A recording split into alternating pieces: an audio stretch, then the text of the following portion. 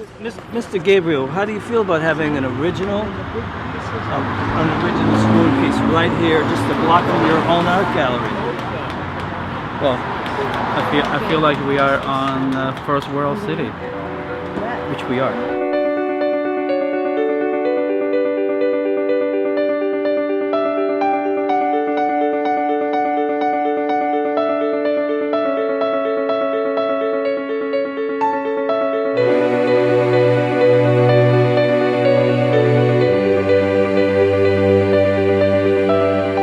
Well, what is public art is kind of hard to define. Public art has traditionally been sculpture on the corners of streets. And how much it's changed in the 10 years since we began. And provide the public with something I think that's going to challenge what their concept of public art is.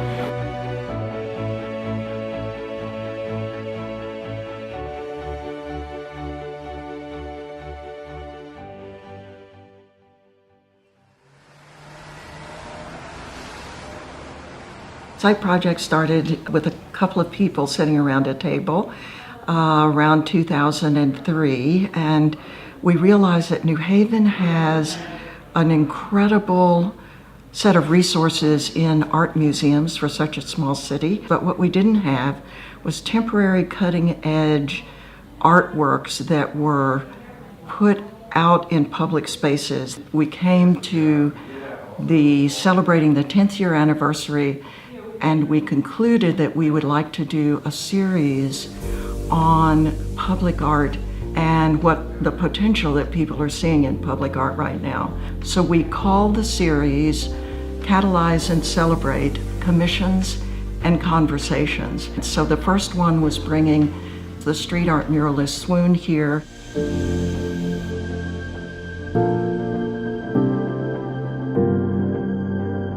And that led into Art in the Park.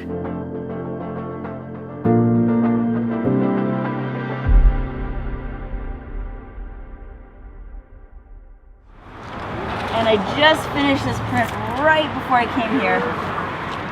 And so here it is. What it is, it's not a piece that can last forever. It will No, deteriorate. you misconstrued my meaning. I mean, it's actually detachable. Somebody could take it. Exactly. No, it's not going to. No, I know they won't, but you know what I'm saying? Don't mention it. You know, how they try to remove Banksy's work. It's very different. And take it away, steal it. You know, so very different. the temptation is there, I have to admit. The skate park's been here since the late 90s. It's not in a state of total decay, but it just needs some love and a little maintenance. There's a lot of art that gets commissioned that has no real strong civic connection or civic value. So I thought this would be an excellent opportunity for them to make a statement about what public art is and to also show that public art can be used for civic good. This event featured some pretty well-known artists. T-Kid Terrible 170, the legendary Part 1, Queen Andrea, Jules Buck, Dave Villarente aka Chino, Alice Mizrachi, Say Adams, Eric Adams, father passing on to son, the next generation. It's kind of interesting to see. Wait, can I get one with my phone? Oh, we'll email you the finished copies. You'll get it. Come on, let's get this thing going. This is Enrique Torres, aka Part 1. Get ready to do a little production here with my man T-Kid. And this is what I basically like to do, paint. And I'm really grateful to be here painting in the park with these guys. And I'm gonna throw up some of the legends who are out here today, unbeknownst to them, and try not to make them look too terrible. When you're up against the wall, you have no sense of perspective. You exactly. It's huge. Either you do a grid or something, Yeah, but to she gut- says to kind she of does guide it you. freehand. I mean- I do portraits, as you know, and I have the person sitting there. Sure. So what we do is, like she said, Matt, the distance from here Duration, to here, the fractions of the and face. there, and that's. You know how to divide the fractions of the I face. couldn't do what she does here. Well, ever since my mom would take us to the galleries Okay. and art exhibits, Yeah. performances. How old like are you art now? tours. I'm 13. Awesome. So you're from here? Brantford. Okay. Oh, so you guys came over to see the wall? We did. Cool. Because we were like, that swoon is here. We were like, we cannot believe it. Yeah, awesome. So, That's really great. I love that. We love this. Like each year I make a different portrait of people in the area and of kind of what the local history is. And so even though that particular industrial history isn't the specific industrial history of New Haven, you know, each of these cities has like sort of industries that have moved on, and then what happens, like what's left behind. So it's kind of just meant to feel like something that's like beautiful and inviting and kind of generative with like, you know, life going on. So tell me what you think of this graffiti stylization, and what does it mean to you? For the longest time, I didn't like this stuff, and it was only because I couldn't read it, and I wanted to be able to understand it. But what's the difference between that and psychedelic lettering on a poster that just takes you a while to figure it out? I think that's what's really interesting about it.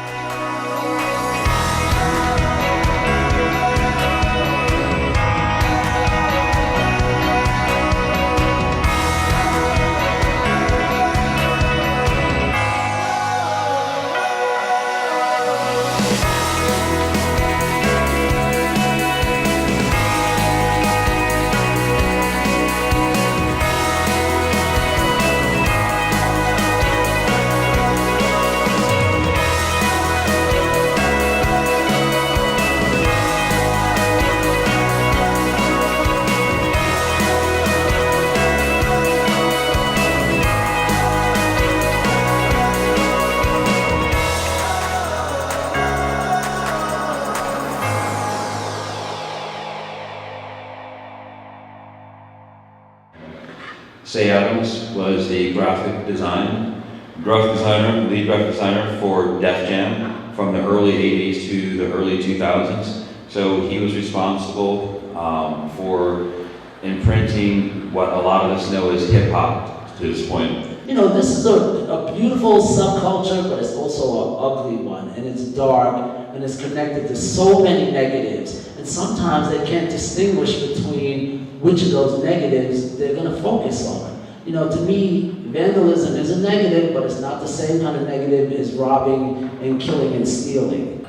The business you were saying, the difference between street artists and graffiti artists, and you're saying that graffiti artists don't feel that they're paid enough homage by the street artists, the graffiti artists. It's a fact. It's not even. So, in what form would that homage take? In what form would that? Monetary. Let's start there. I mean, you know what? You look at the career of Banksy. He is a perfect example. You know, he's a talented guy, clever, but is he more clever and talented than T-Kid? Is he more clever and talented than Part? And I only use him as an example to just, you know, like make the point. These guys are amazing. There is no doubt.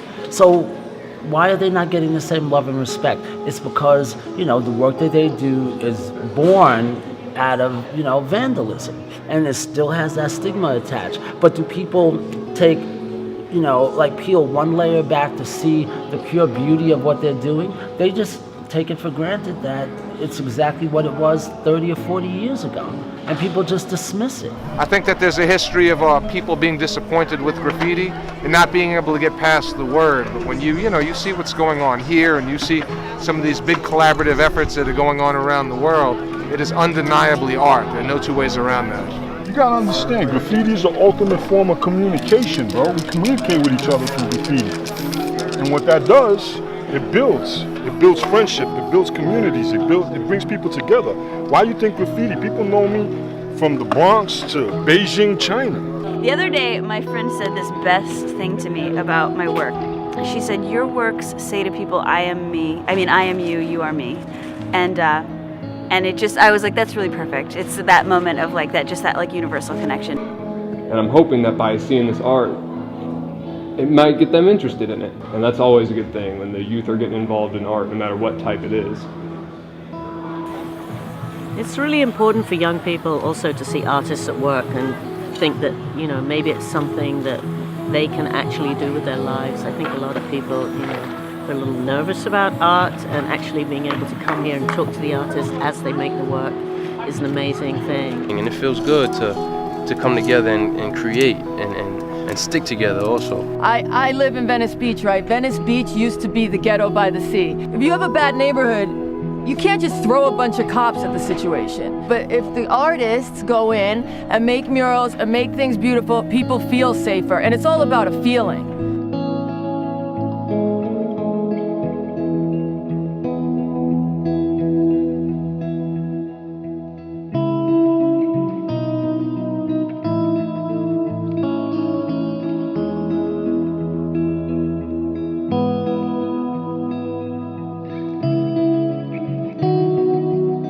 You know, these artists out here spray painting, you get to see the process in which how it starts, the middle, the end. People from all different communities, they get together and they just enjoy it and have a good time. Look, Mommy. It'll show that graffiti is good for like art, not just to show like gang activity and like bad stuff like that. I think it's more, when it's like this, it's more of an art form. I'm an artist from Brooklyn, and I'd like to see more things like this. What they doing is art. What everybody else do is just like vandalism. For real, straight vandalism. Like what we had over here, I'm glad this is actually painted all over. Like there was some good artists, but there wasn't a lot. You know, if they came down and they saw this with their own two eyes, they would get it. If they talked to us, they would get it. You know, the idea that they're afraid that this is going to lead to vandalism in some way is just wrong. What it does is it shows people that they care.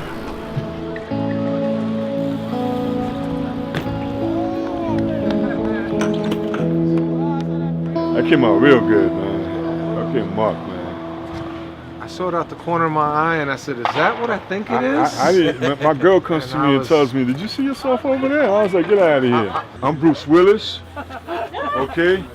And part's the incredible melting chin. Yo.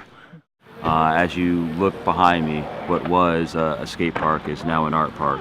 So it's here for not just the skaters and bicyclists and scooters to enjoy, but all the public. So perhaps you might find someone who's 60 or 70 coming down here just to look at the art, who might not have never ever heard about this skate park before.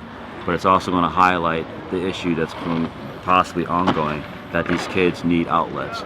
They don't need a lot. They just need a facility like this where they can come together, where they can skate, where they can come together, maybe check out some really cool art and be inspired. Because they're the future leaders, so we need to show them the way.